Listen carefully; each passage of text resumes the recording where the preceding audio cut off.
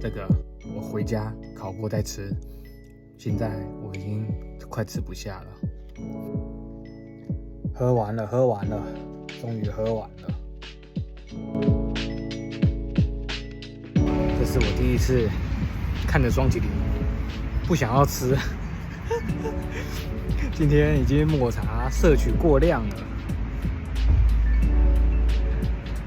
但是还是要来尝尝看。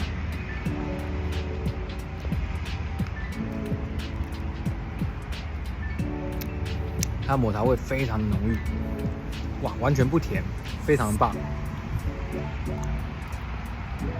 我觉得比较可惜的是，它没有用冰淇淋饼干去装。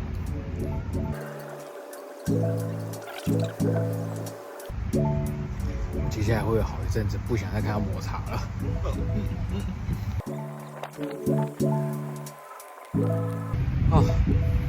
完食结束了。拍了一天，回到家才发现的一件事情。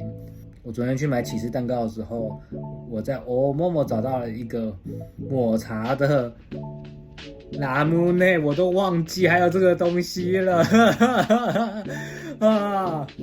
OK，Cheers，最后了，真的最后了。